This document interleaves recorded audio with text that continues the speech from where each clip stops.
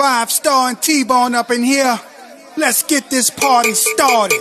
Oh, we the big easy mafia. Yeah. Oh, yeah, we the big easy mafia. Oh, we the big easy mafia. Oh, we the big easy mafia. Stand up, get crunk, make noise. About to go down for a black and gold boys. We ready, jam tight, no bluff. Saints are locked the winter ring, got a handcuff. Beating down your block, Crescent City cloth in the air. Ask me if I'm a fan, I said hell yeah. Big Easy Mafia is what I be. What's up? Welcome to another edition of Down South Sports Fanatics, man. We got the full crew here tonight. We got a good show. We got a lot to talk about. So without further ado, let me introduce my co-host himself, the voice of reason. What's up, Mr. Dave Robin? Hey, what's up, guys? I was just jamming to some Jodeci, man. I'm happy the Pelicans won back-to-back games. Saints making some moves. I'm sure we're going to talk about some wild stuff, That's man. some good stuff. And every show needs a coach. We got our boy back. Y'all welcome him back. What's up, Mr. Shane Anderson? What's up, fellas, man? I'm glad to be back on, man. Finally got a little rest and back in the live. You see, we got the gear on. We got the big game tonight for us. Big game. I forgot. Oh, man, he joined us with the game on, man. Big L tonight is what I meant. Well, listen, we're going to get the truth about it. We got the hard truth, the Paris prisoner. What's up, Mr. Pancho Gonzalez? Man, what's going on? See, look, still representing who that all day. We just kind of me and other than the Raiders over here trying to suck for the first pick right now. I think Shane was in the same mode last year, sucking for Shador at this point. If we can make that recall from last year's episode, right? Who? So we were sucking for Shador last year. Who are we sucking for this year, Shane? Really, I don't care. I'm hoping we bring in a free agent quarterback, and 2027 we draft Jeremiah Smith out of Ohio State. That's my hopes. So I got Ain't 2 nothing years wrong with that. Well, listen, before we get to that, we're going to dive into it. Chuck had his first start. Dave, give us your thoughts. Man, you know, I thought he played well, man. I think he went into a tough situation with that Rams defense with Verse and Young and all those guys. They were ranked, I think, second overall in yards per game. So to me, man, you go on the road, you know you got a team with a heck of an offense as well. I mean, with Matthew Stafford, future Hall of Famer, he's dropping dimes every week, you know, and Puka's back. So, look, that's a loaded team, man, very talented team. So, you know, Shuck, that's a tough matchup, probably the most all-around team we've played this season. But, look, man, I'll say this about Shuck. I don't really care about the interception. It was a 4th down throw. Yeah. That doesn't bother me that much in that situation. It's still something you want to correct, but I thought he made some beautiful throws in this game. I think he looks downfield really well. The game looks a little quick for him at times. I think his footwork needs a little improvement. He's good with the pre-snaps. I really like that. But I thought his ball placement was really good most of the time. I think Alvin Kamara didn't do him any favors with that fumble at halftime because we could have actually made it a one-possession game, if I'm not mistaken, right there. Yeah. When that happened. Maybe I'm wrong on that, but I know we were getting a little closer, and that was in their territory. But overall, man, Tyler Shuck played well, man. As his first start, there's things to work on, but there's things to be excited about. Pancho, what's your thoughts, brother? It was rough, man. There was a few bright spots out of it, if you want to call it that. But with Rattler, you kind of had some kind of, down-the-field movement here and there, and more excitement. Shuck he's there. You see the learning curve for him. He's still not there yet. I mean, he's playing on two missing spots now, 3 missing spots since we traded Penning now. Yep. So it's only going to get worse for him. It's not getting any better standing behind that O-line. So, and then we traded Shaheed. So it's going to get real interesting with Shuck and the unoutput AK is putting out right now. So we got Devin Neal, AK not producing, and you traded Ray Shaheed. So it's going to get and Penning. So, hey, man. We going for that. We going for that first pick, Shane. We going for that first pick, brother. Give us your thoughts on him. You the coach on Shuck's first start.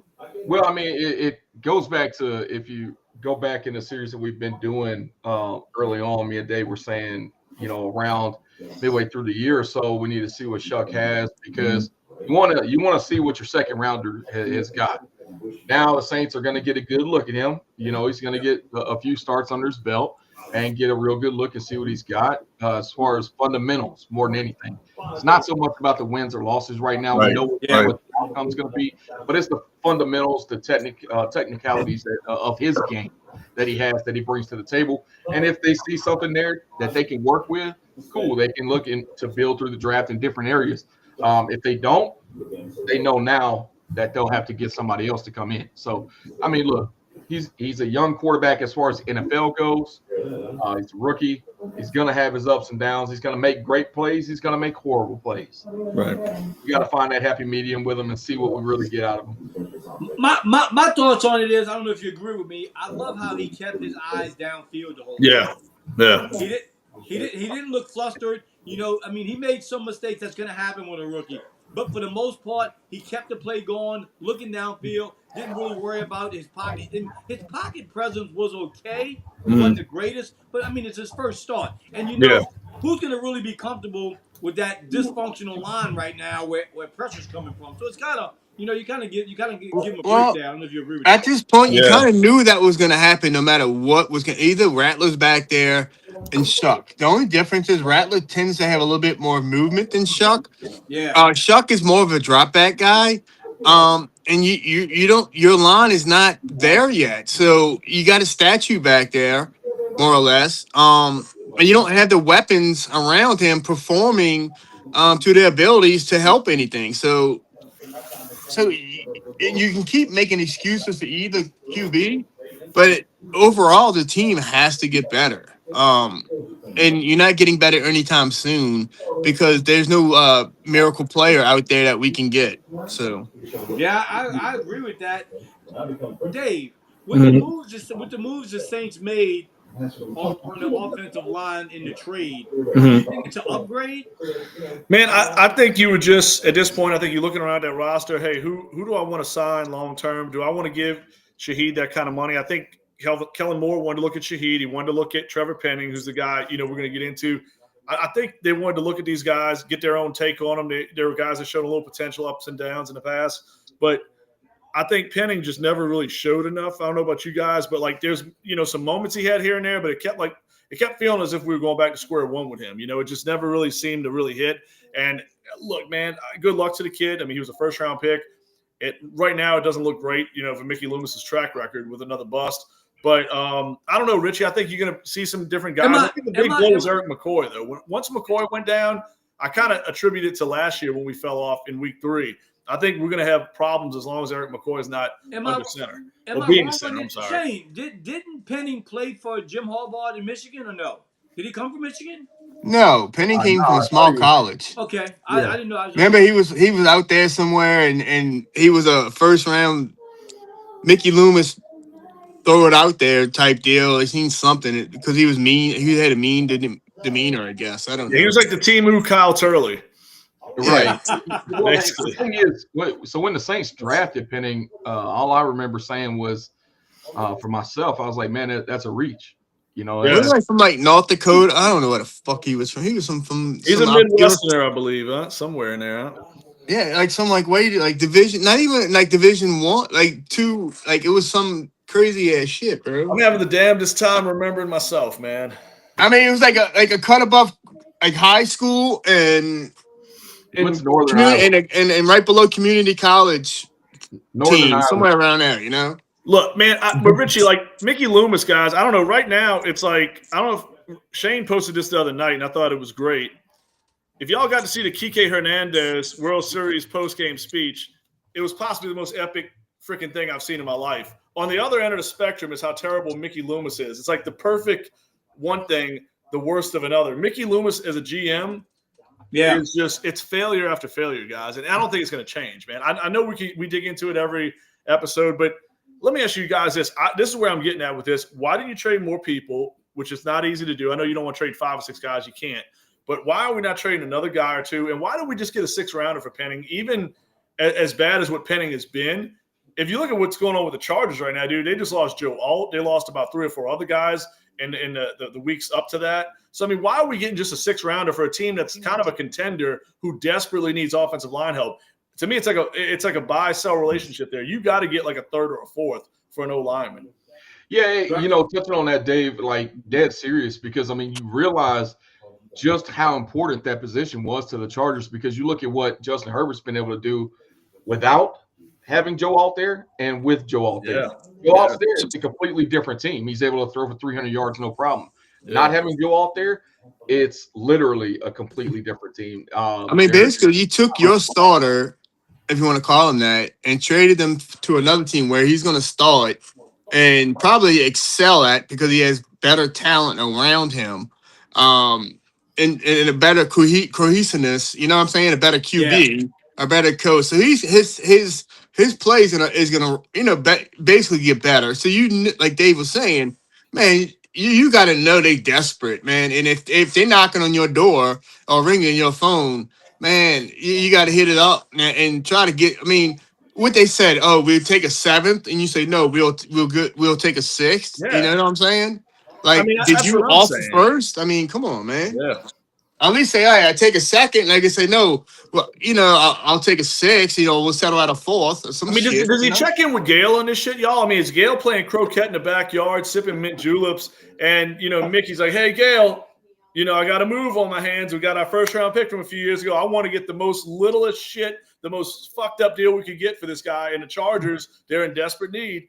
They're a contender. Just like Chauncey Gardner-Johnson years ago, I'm giving up a dynamic player right before the season, and I get like a shit, bag of picks for him. I mean, dude, how many times does that have to happen, dude? For Penning, I would have expected to try to go for a 4th and settle for a 5th at best. You know what I'm saying? I mean, at worst.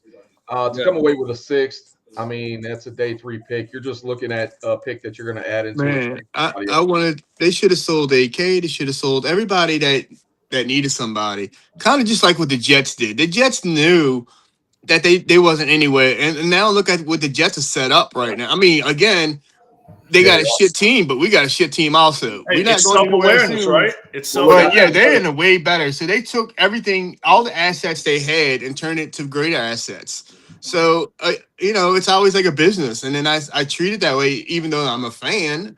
But you can win and treat it as a business at the same time, Well, and to touch on that, though, Pancho, I mean, you look at the Jets. The Jets, as bad as they are, they had a couple guys that could actually bring in some decent picks. I don't know if I can name a player on the Saints that would actually garner a first rounder, honestly, or a second rounder. And I mean, that's the one thing to the benefit of the Jets. Shane, listen now, hear me out. So if you're GM mode, right? So you trade DeMario, you get a 5th round for DeMario. So you get Cam, you get maybe a 5th or 6th round for Cam. You get maybe a 3rd or 4th for AK. I don't know if you're getting that though, man. Well, I'm saying, but now you got I'm saying the other guys. Listen, so now you got these 4, 5, 6. You package that up, and where do you go with that, Shane? You move up to what, the 2nd, right? So it's all assets at the end of the day. So why are you paying this enormous amount of salary for these guys to be on a losing team for the next 2 years? We're not winning for the next 2 years. That's a matter of fact. So you take these players and you turn them into assets and turn them into young, kind of like the Pelicans are right now. You get what I'm saying? Yeah, turn them into a coach. Yeah, right, exactly. Isn't it like polar opposites? I mean, the Pelicans feel like they got this loaded young roster with a ton of talent, and the coaching staff is very questionable. The Saints, I'm not feeling that bad about the coaches, although some fans are hitting them pretty bad. I think the coaches are doing a decent job. We just don't have what they got, Dave. They're doing a phenomenal job. That's what I'm saying. I'm really impressed. I think Moore's done well with Rattler and Tyler Shuck. I think that I think the play calls. I know people say, "Oh, the play calling." Man, I think the play calling has been mostly good. You only can do, Shane, you only can script out some amount of plays for an offense that's only capable of running a certain amount of plays. You get what I'm saying? You can't have guards pulling this, and when you got the 3rd string guard in there right now, because you got a backup center in there right now. You can't have these dynamic offensive lines. Schemes when you don't have the. Yeah, you can't run the Eagles playbook. That's what I'm saying. Right. And that's and you kind of get the vanilla, and it kind of sucks. But that's why I'm saying, like, we watching vanilla only because that's what the only option is. You know, Well, I thought Staley's been good, guys. Let me ask y'all. You Let know? me ask y'all this question then, because we keep here saying how bad this team is, but yet there's other teams in this division. Like so far, like we said, Atlanta was going to be a much improved team, but they're losing games too. I mean, Atlanta to me, I'm not sold on Michael Penix yet, yo. I know I call him Penix because he gets mad at that. So Michael Penix to me hasn't proven that he's a capable quarterback. Kirk Cousins looks like a dude that's got 1 foot out the league. But man, we've all said that team is loaded, man. Good O-line. I mean, listen. Players, they like a number. You know, Rich, when we growing up, the age-old question: if you ever played the best college team and the worst NFL team and put them on the field, see what would happen. I think the Saints are in that question right now. I think we're that team you'd want to place against the best college team out there just to see what would happen. Again, it's pros against Joes, but man, we are talking about that team right now. We are that team. I don't know if there's a team out there worse than us. But y'all remember when other podcasts were saying, like, before the season, I think people are being too hard on the Saints and this and that. Like, there was actually a few people locally, and I'm not trying to throw shade at those people, but this was so easy to see. I mean, it's gotten progressively worse, y'all. I mean, like, I always go back to Pancho. Like, me and Pancho always would argue this back in the day with the Jameis Taysom thing. But really, when Sean Payton walked out the building, that should have been teardown mode. Because, like, what team gets better by losing Drew Brees and Sean Payton? It doesn't happen. It's time to go back to the drawing board and reset at that point. Yeah, but still, Dave, we got to move on from that.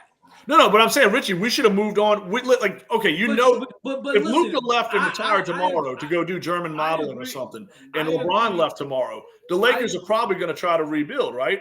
I'm saying, like, to me, you don't lose a Hall of Fame quarterback and Hall of Fame head coach and then say, hey, let's just go all in on Jameis freaking Winston or possibly Taysom Hill and go sign a bunch of old dudes. But you also have to put the same two guys you just mentioned. You got to put some of that blame on because Sean Payton picked those guys. No, but Richie, I'm talking about when he left, when Sean left. I think Sean. They say they tried to hold on to Sean's coaches and staff and tried to recreate that without Sean and without Drew. Right. Here's the thing too, and without there was other pieces, Colson. Eventually, there was pieces that fell off, but you like the train couldn't keep moving with that system without those players. Yeah. Sean had good coaches in good positions. Right. Those coaches were not meant to be head coaches. Right. Okay, but that same, but Shane, that same coach also failed. The team got bad. Who? Yeah, no, that's what I'm saying. Dennis Allen, yeah. We're not meant to. I'm talking about Sean Payton. When Sean Payton was here, the team wasn't that good. Well, no, Richie, we actually could have made the playoffs. I'm not saying we were great. But we didn't, Dave. But I'm saying the last game of the season, Taysom Hill was starting quarterback. And if the Rams would have lost, we would have got him with a wild card. But that was a disastrous year, man. This team wasn't the same team. I mean, that's my point. You lose Drew Brees, and no way. Like, everybody's trying to tell me Jameis is going to open up the field. No, Jameis ain't. Listen, I was hard on Jameis, and I like Jameis as a person. He's a character, man. But he was not QB1 material, and there's no way in hell he was ever. Okay, so you're saying Sean Payton was only as good as Drew Brees? Hey. No. I'm saying if Matthew Stafford would have came in there at that point, or we traded for somebody along that caliber, this team would have never missed a beat. He never would have left. Why do you have to give a quarterback? Why you got to give a head coach a good quarterback? Why? What's that now? Why do you have to give a head coach a good quarterback? See, listen. So, Shanahan's system doesn't need a QB dominant person. Sean Payton's system does. Sean Payton needs a Drew Brees, needs a Bo Nix, needs somebody who can run the offense. Not that Brock Purdy and Mac Jones can't, but it's two different styles of offenses. So Drew Brees, Sean Payton needs a dog at the QB. He needs a dog. He don't need Sean Payton needs an accurate quarterback. Yeah. Timing and accuracy. Yeah. He's got, like Pancho just said, and you got Kyle out there in San Fran. He needs dominant running backs and a dominant line. Yeah, you know what I'm saying. It does go with the system, Well, my thing is this: y'all giving Sean Payton a lot of credit for a guy that should have had a quarterback in place a long time ago, even before Drew Brees retired. They were trying. Yeah, he did. That's right. He shot at Garrett Grayson, dog. He shot at Garrett Grayson. That's right. Sean Payton alone missed on a lot of quarterbacks. No, Didn't but we have like an Richie, Adrian he tried to get McPherson at some Mahomes. point too? He tried to get Mahomes. I mean, he wanted Mahomes bad. Didn't we but he have missed McPherson on- too? He drafted Who's a lot that? of quarterbacks. Yeah. Adrian McPherson. What was that? I think at? that was some years back. I think that was Hazlitt That was almost there. Oh, gosh, that was years, bro. Hey, just pointing out this comment here, guys, from Joshua Heppel. Shout out to him, man. What's up, Josh? Appreciate you being here, man. Fact is, Loomis wasted Carr with a coach that lost the locker room. I agree with that too. Hey, 100%. I'm glad, Shane. You and I have been probably like on here out of all the guys. We've been the most pro Carr people, and I'm not trying to say Derek Carr's a top 5 quarterback, but Right. out of all the things that Mickey Loomis did bad, and I saw Facebook comment page after comment page, chat room, whatever. Everybody despised Derek Carr. Look how bad this team has been without Derek Carr. His own teammates. 500 the 2 years he was a starter. Yeah. His own They were teammates over despise him. 500. And he had the same group. Yeah. His own teammates despise him. His own No, but teammates. Richie, but I think if you had a better head coach who could diffuse the situation, like Shane and Josh were saying, when you have Dennis Allen in there, he's like a deer in headlights. He had no business running a team. If that was Dan Campbell, that shit would have never happened. If It that would was never Andy happen. Reid, never would have happened. Sean McVay, dude, Derek Carr. Everybody talks about the worst things that happen to the Saints, and I see people always put Carr. I don't have him in my top 10 things that Mickey's done wrong since Sean left. I can name so many situations that were worse than Carr. Damn, if Derek Carr's so good, there's plenty of teams in the NFL that need quarterbacks. Why haven't He's we retired. reached out to him? So listen, I was retired. listening to the Rich Eisen show. Was it yesterday, man? And he said, and he has pretty good sources, right? He said if Mickey Loomis on the trade would somebody would call and ask him about a player that he didn't have on his trading, like Mickey on his own paper, he would immediately hang up the phone. He wouldn't, if they asked about AK, if they asked about Olave, he said he would just hang up the phone. He would entertain anything besides the guys Mickey had. So Mickey has his guys here. I like you're saying, Olave is going to get signed, and hopefully not. And if he gets signed to some ridiculous ass amount of money, bro. Y'all need to give up on that. Olave is getting an extension, whether y'all like it or not. And it's going to be another mistake, Richie. It's going to be No, another it's Loomis not. mistake. No, it's not. Richie, wait. Alvin Kamara's a mistake. The Jamal Williams thing was a Shane, mistake. you know what? Mario. Let's say this. Let's say Juwan. this. I'm not saying. We keep saying it over and over. I am not saying that Olave is the greatest receiver. I am not. But there's nobody on this roster better than him. Not one. So, Richie, if I got $100 to buy groceries, I'm not buying a $20 piece of lettuce. So you know what I'm saying? You get rid of a proven receiver in this league for what? For what No, reason? Richie, he's like the 40th best receiver in the league, and I'm not trying to be funny. I don't think he's better than the 40th best receiver. I would personally pay if I was in that position to re-sign Olave, just to keep at least somewhat of a decent receiver there. I would give him 15 to 17 million because the wide receiver market's bloomed to like what 35, 40 million. Yeah, that's what I'm saying. You can't give him 25 Shane, to you're 30 gonna million. sit here and tell me you think Olave is the 40th best receiver in the NFL? You agree with that? That's crazy. No, I'm not saying I agree with him being the 40th. I think if Olave is on a team with like a Patrick Mahomes or up there in Detroit, I think Olave is getting. Then why do we say that? catching the game. Now hear me out. Hear me out, Rich. All right, we're gonna sign Olave to a 4 to 5. He's gonna ask for a 5-year deal. So the 4 to 5 year deal. So we don't, as of right now, do we have to? Puncher, you want about money? Get the man a quarterback. No, but you need money has to be a factor to build. As of right now, do you have a quarterback in house? No, you don't. Do you have? How many pieces do you actually have in place for the next 4 years? You got to start somewhere. Let me ask y'all this before y'all get into it. I think a big part of what you do with Olave is if Shuck looks good and he has an obvious rapport with Olave, that's going to be the fuel to sign that extension to me. You're not going to see that investment. You're not going to see that. You're not going to see that investment out. You're going to see it on year 4 and year 5. But at that time, he's going to be older. In his career. Okay, so hear me out. The first 3 years of his career is lost. We go out this year. We got the number 1 pick. We go out. Say we do let Olave go. We go out. We spend a number 1 pick on a quarterback. Who the hell who's he throwing the ball to? Hey, where did we get Shaheed from? Small Juwan. Where did we get? Wait, I got a question. Where did Shaheed come from? Patrick, let me ask you a question right now. All things equal, if the Seahawks had a chance to get Olave or Shaheed, who they get? All things equal. What you mean? Who they would trade for? I don't think they're as far apart as what you think, Rich. I think Olave is more polished, obviously. Look, I want to answer that question just real quick because that's a great question that you just put out there, Richie. Mm-hmm. In that situation, I think the Seahawks still go for Shaheed because they need a speed guy. They got JSN. That's the only reason why. If they didn't have JSN, Shaheed was. I think wasn't Shaheed undrafted, right? Am I correct? Shaheed undrafted. Sure. I'm pretty sure. We got a fourth and a fifth. And we got a fourth and fifth for him. So there's wide receivers out there that. I mean, there's first round receivers that just you haven't seen anything from. Right? Wait, hold on. Let me throw that y'all. Let me keep that scenario in real quick before y'all get to what y'all saying. If Shuck comes in and looks great, Olave looks great. That's a good thing, right? I think we make yeah. Well, hold on, but let me throw it another way. Let's say Shuck shows some real potential, and it's more of a Mason Tipton to Devon Vele show. If Olave looks kind of blah like he's been the past couple of years, I think you can't make that deal. Oh yeah, if Olave falls, if you can't. You're saying Shuck is practice at this point. Yeah, Shuck is practice with the Veles and the Tiptons and the second, what if one of those third guy. And I understand that. You know so if Olave does fall down in the food chain, he's expendable, and maybe you don't get as much that you would have got from him. Because now he's down in the food chain, not eating like the other wide receivers. So maybe you devalue him by next year. I don't know. Maybe you should have sold this year.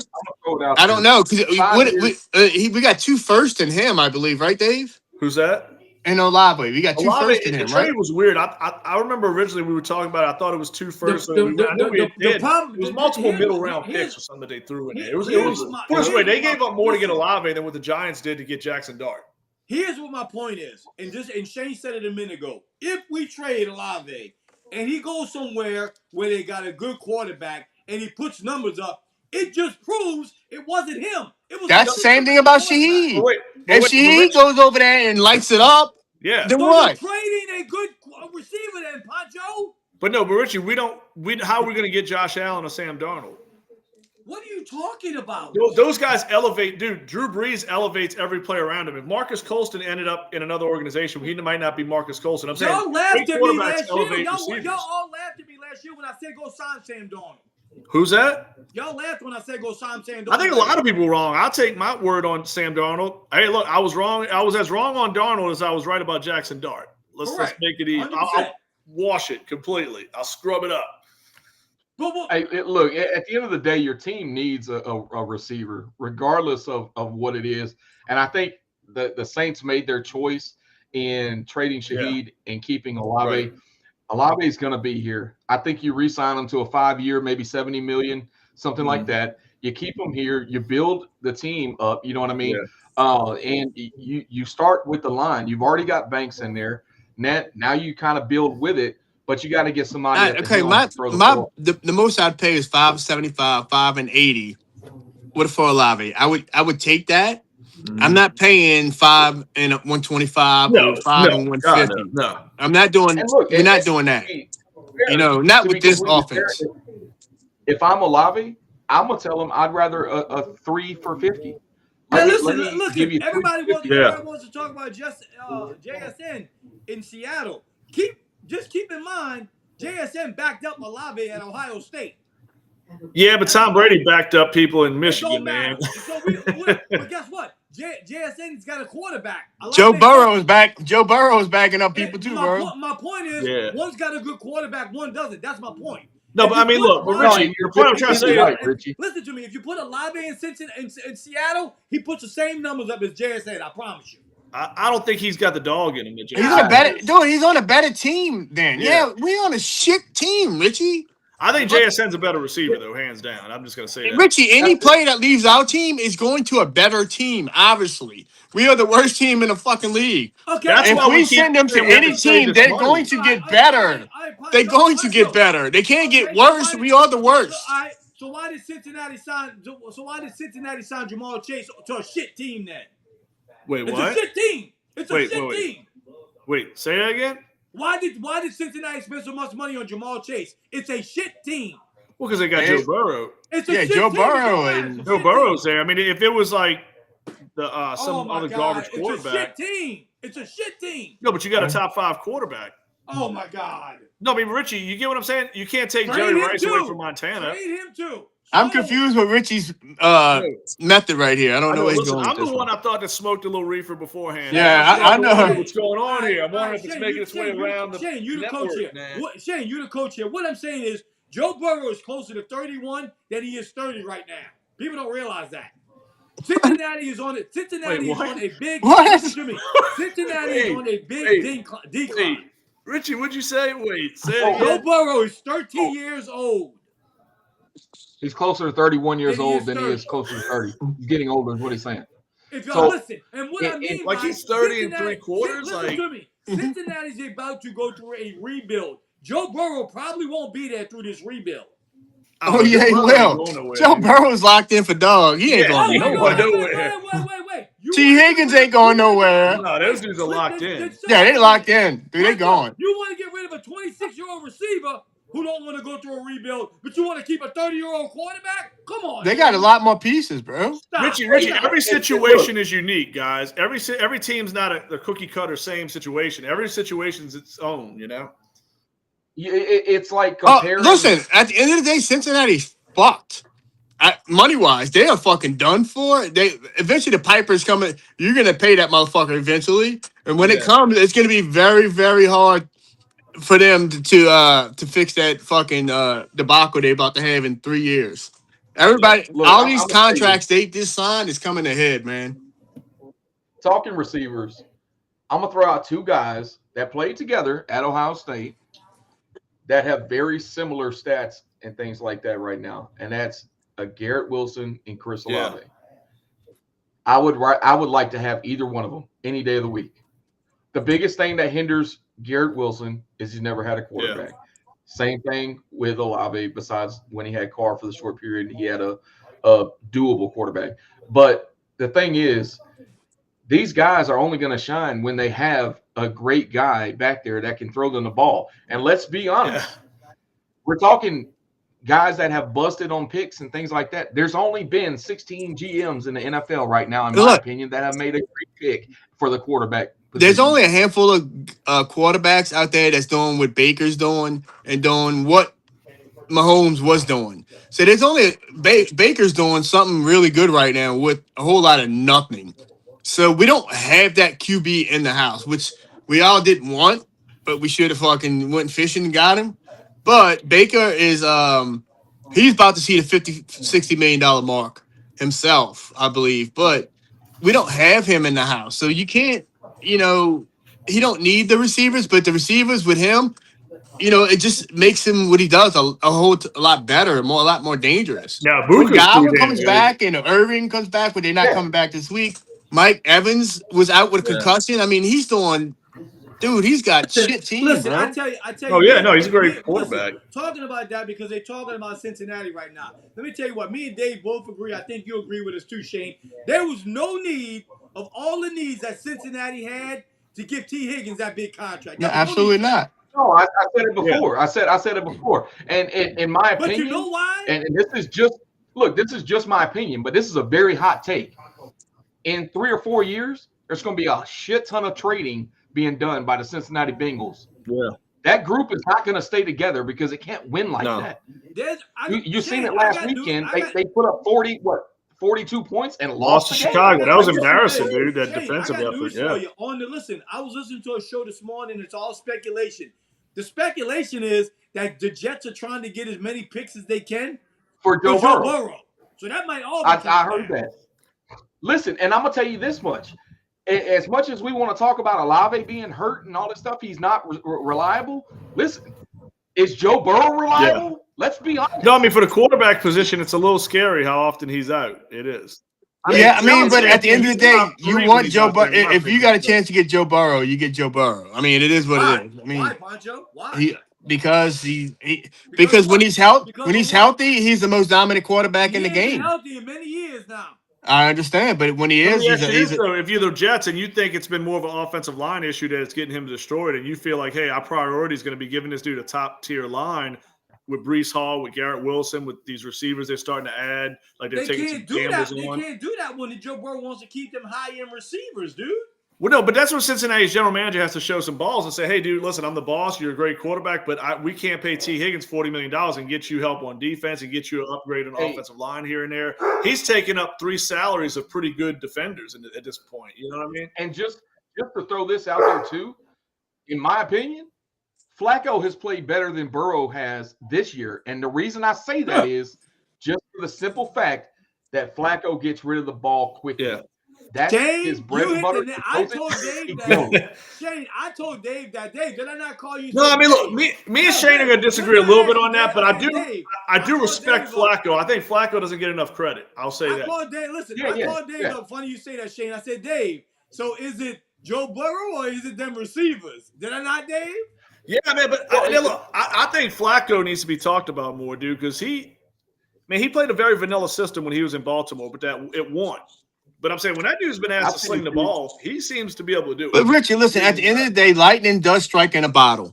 If you have any fucking questions, go look at the Dallas-Arizona game the other night with Jacoby Brissett. I'm a Jacoby Brissett guy. I've always liked Jacoby. But just like I like Jameis, I like those guys. You like mediocre quarterbacks? I think Joe in the right you like system. Mediocre quarterback. You're gonna talk about Shump, but you like mediocre. Did you not? Hey, did you watch the Arizona game, Shane?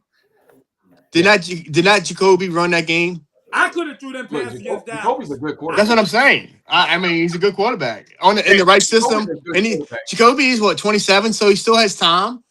Where does Kyler Murray end up, though? Jacoby, but like Joe Flacco, but in the right system, I mean, lightning does strike.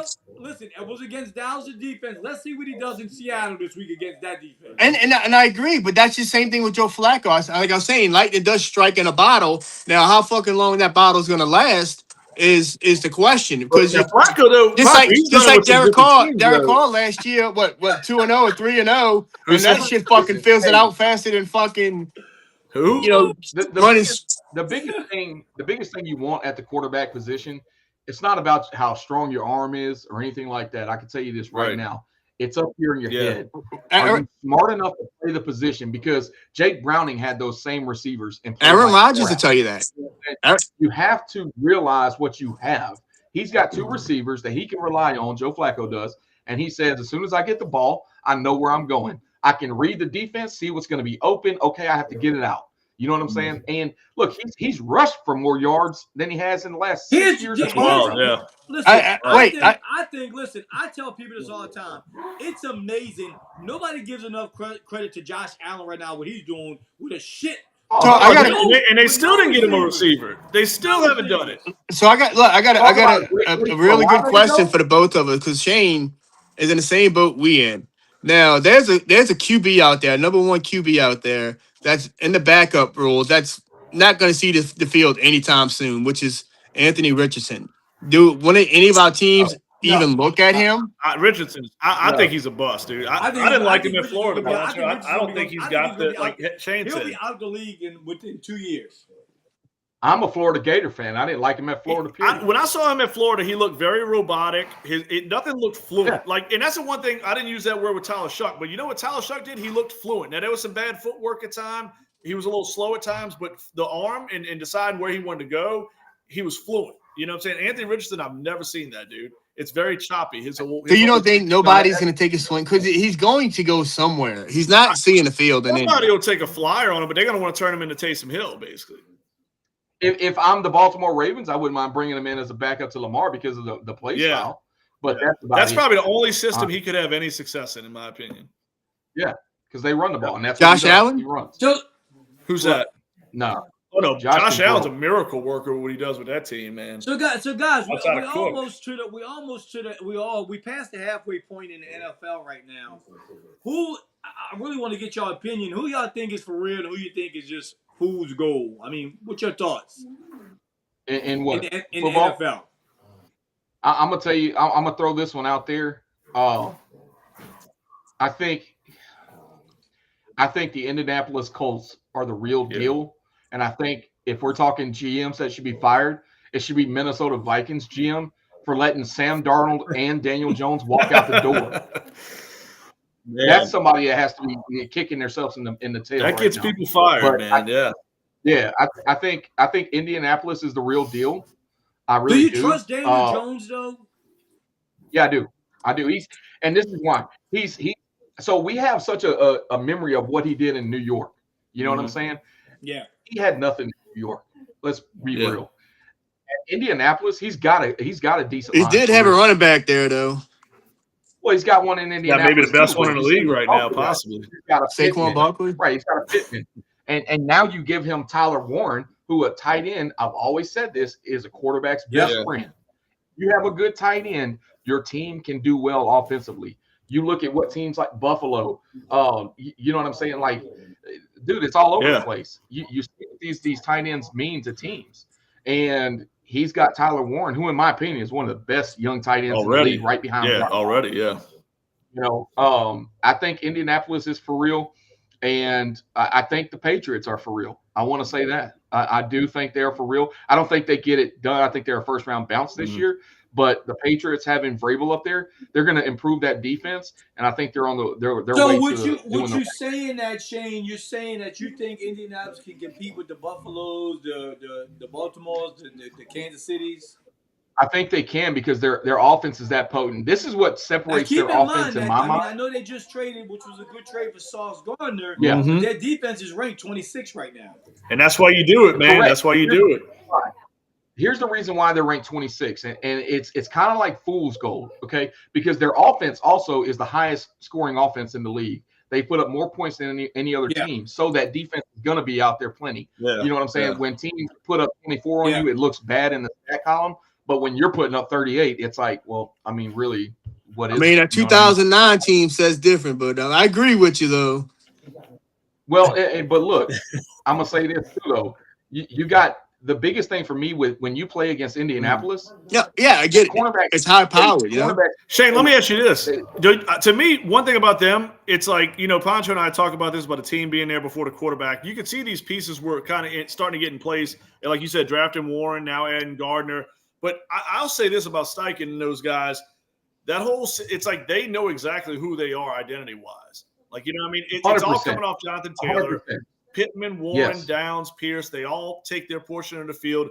When they're going good, I mean, they ran into a buzzsaw. The Steelers' defense was phenomenal this past game. But before that, when I've watched them, dude, they're very fluent. They know who they are. It's like a well-oiled machine. Look, I'm gonna say this is why, Richie, why I believe in Daniel Jones. Because when you look at the Indianapolis Colts offense and you're playing against them, you're trying to scheme against them, there's not that, okay, there's a Jamar Chase or Justin Jefferson, we have to double him or watch him all the time. No. So it's up to Daniel Jones to find the open receiver. So by doing that, he's going through his reads. He's doing things correctly.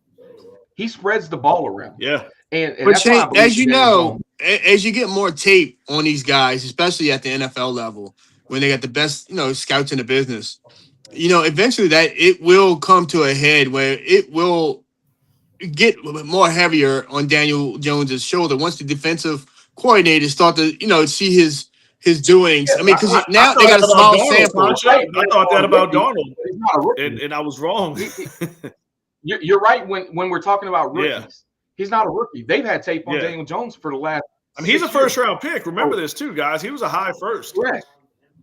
And the one thing that I'm gonna tell you that he is not doing in Indianapolis that he did do with the Giants that made him deadly.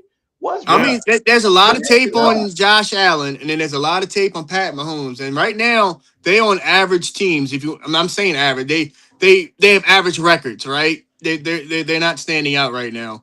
But then you got these new guys on new teams with better records. So my philosophy is eventually the heads will fucking come ahead and figure it out, and then slow it down to. No, I get what you're saying, but that applies, in my opinion, to rookies, not vets. You look at Sam Darnold. That's what I'm saying. I'm taking the L on that for that reason. I said, when a player moves to a new team and gets a new scheme, gets new players, I think they could be a 10 to 12 game. You know what I'm saying? No, I agree with that, of the dominance, but once the real heads sit there and have hours on hours of film on seeing your habits, your ticks, on your calls, your then the defense, or when you're making calls at the line, all that you can only get change that so often throughout the year. So it comes through tape. You know what I'm saying? So you will get figured out eventually. But great teams. What you're talking about, though, Tom, Pancho, is the telltales that you see from a quarterback is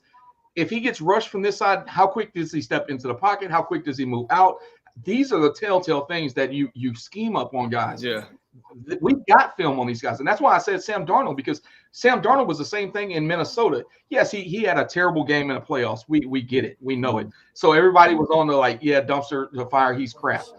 He goes to Seattle. Now he's honestly, PFF has him ranked as the top quarterback in the NFL. With our old offensive coordinator, Clint Kubiak there. Yeah. And a lot of it comes down to that. But, I mean, I do get what you're saying, 100%. As you get more film. But the thing is, there's an abundance of film on these guys. Shane, when you say also, I mean, great in every sport, I mean, I don't care if you're baseball, everybody knows this pitch is coming at 98. This guy likes to work this part of the zone. This guy likes to finish you off with this pitch. We know and we learn about these guys. And like you said, that little bit of advantage goes away sometimes for year one guys to year two. But the great ones, I mean, Breeze was 40 years old, dude. His arm was almost shot, and he was still putting up some of the best numbers in football. I mean, he was still putting up top 5 numbers. So but he also had five interceptions in the game too, though. You get what I'm saying? But look at Drew's track record. I mean, when he left the game, he was putting up top 5 quarterback numbers in his last season. Everybody acts like the wheels fell off.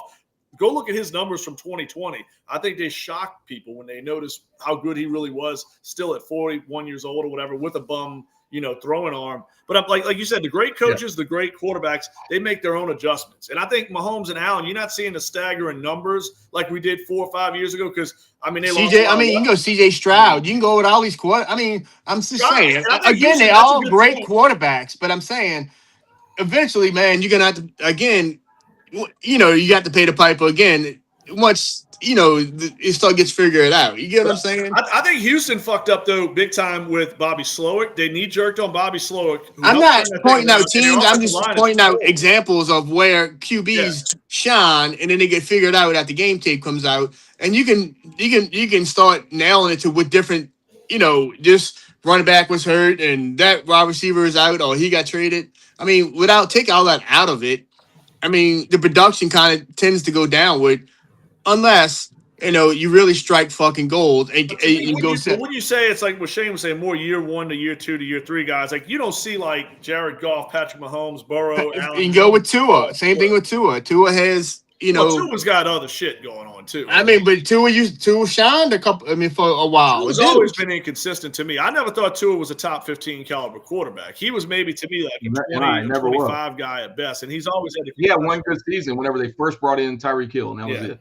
I mean, Tua, if you look at him, he's like a 1 or 2 read guy. I'm not saying he's the worst quarterback, but he's got a lot of limitations. And I don't know, man. Talking about Tua, where does Kyler Murray go? I know, Pancho, you like Brissett. I mean, where does Kyler Murray end up with this whole mix? Because he feels like a guy that's going to be playing somewhere else, Just like Shane said, maybe go to Baltimore. I don't know. I mean, it's too much money there. But, I mean, do y'all see a situation? Let's be real. We talk about if Shuck doesn't work out. Could y'all see Mickey trying to go veteran quarterback and do another Derek? Too much money invested in that to get that. I mean, you have to trade something for him, and you don't want to give anything for him. Unless he gets cut and then you sign him to something. Other than that, no. I thought he's a $50 million a year guy. No, I agree. I'm just saying. I don't think it's the right move. But we're talking about Mickey fucking Loomis here, the guy who gave Juwan Johnson. No, quick answer, no. Our quarterbacks in the draft, unless, like I said, there's a fucking Anthony Richardson out there that's sitting back there somewhere. Let me ask you guys this. How bad is it that Arch – hey, listen, I'm not writing off Arch. I'm not. I think he's still going to be a good quarterback. But how bad is it that he wasn't as dominant as what we all expected and hoped for? Because if he was, imagine what the story would be right now that we're talking about. You know what I'm saying? Where Arch could be coming home to New Orleans if he was that savior. I mean, it's disappointing. It's disappointing. I mean, I think fans, that would have been a tremendous story, and it's a shame that Arch. To me, at this point, even if Arch did shine, I mean, would you take Arch at 1 if he absolutely was the best QB in college football? Yes.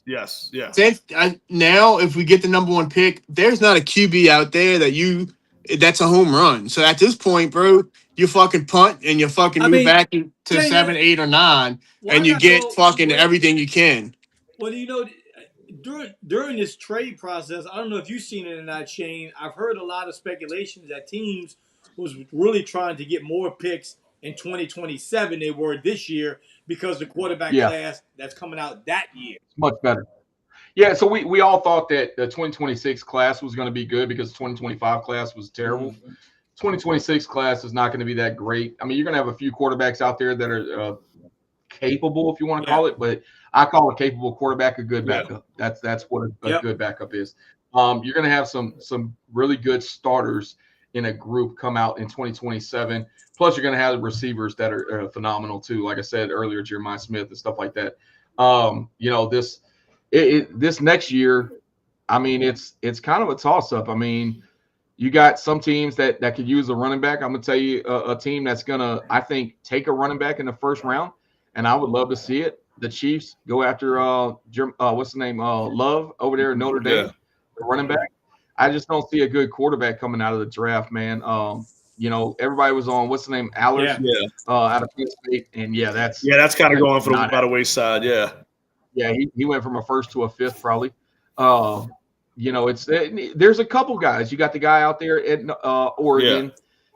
Man, listen, I'm punting and I'm drafting O-lines and I'm drafting some D-lines, bro. Well, you gotta and linebacker. You gotta replace Pete Werner. I mean, Pete Werner's gonna outdo his contract as far as you're not gonna sign Pete Werner to another contract on this team, I don't think. Let me ask you guys this. So you're gonna have to replace both linebackers. So tomorrow you're gonna replace Cam. You got to replace. You got to draft a guard somewhere because we just lost Penning. You got the fucking receiver somewhere. Receiver. I mean, DBs. I mean, you kind of got pieces in place there. Now Shane hasn't been on with us in a while, right? Shane, how long has it been that? A couple weeks. It's been a couple weeks. So I want to ask you because man, we've been talking about this a little bit. And I made a comment last week, and I'm not saying, look, and it's funny because it aged terribly because of what the disastrous performance last week on that side of the ball, especially. But I thought the defense was playing better. I think they were actually ranked coming into that game 15th in the league in yards per game, which is pretty wild coming from where they finished last year in the bottom 3 or 4. But I think this defense is a little closer than the offense, in my opinion. I think you're missing some pieces, obviously, but I feel like you're building something around this Granderson, Chase Young thing, Quincy Riley, and those guys in the secondary like Sanker. It feels like some things are coming together a little bit. It feels like you're getting closer on that side. Yeah, no, I 100% I agree. That's why I was just about to say, look at the Steelers and what they did through the draft. What was that, last year or the year before? They drafted all offensive line in like the first 3 rounds. And that's what I'm trying to do. And you just plug and play Aaron Rodgers. You bring a guy that's a decent quarterback, and Aaron Rodgers has the mental capability to make throws, and he's done it. If you do something like that with the Saints next year in the draft, I think that's a phenomenal strategy to take. We already got Banks now. Then you build around, you know what I'm saying, go to other tackle, other guards, stuff like that, and make it happen, man. But you have to have a good line to have a good quarterback. Yeah, I mean, the play calling, it changes everything, man. I mean, like we just talked about that. I mean, it changes the whole dynamic. I mean, Pancho, you made a good point. We were talking about Carolina. Richie and I talked about this too. Like, Carolina, to me, they made that horrible trade, in my opinion, because I don't think Bryce Young's going to live up to that expectation. I mean, we see teams do that. I think Cam Ward – right now, what they did with Will Levis, if they strike out twice, and I'm not saying Ward's a strikeout just yet. That's a bad team as well. But if you fail on the wrong quarterback, you're looking at years and years of, you know what I'm saying? So, I mean, I agree with Pancho's philosophy. I'm kind of that same way. I like the 49ers philosophy, the Colts. Get a good support and cast in place where a quarterback could come and you could plug and play him. And if you strike gold, imagine what that's going to take you to a contender status. You know what I mean? Yeah. Hey, and you know what, though, Dave? Like, just throwing this out there, Kellen Moore has been successful in Dallas and Philly. What's the one constant thing he's always had? QB, but a great offense. And like I said, and you can't invest. I mean, you're not going to see the day. I'm saying not next year, but the following year. So you got to hope whoever you sign next year has a good 3-4 years in them and not fizzle out. You get what I'm saying? Because man, that money does change people sometimes, bro. Why don't we just draft Jackson Dart on draft night, man? We gotta let Shane go to get to his team, man. He's got a game to watch. Hey, Richie. I want to say one thing just real quick before we pop off, big dog. What's up with them Lakers, baby? What's up with them Lakers, baby? Jesus I'm talking Christ, man. about.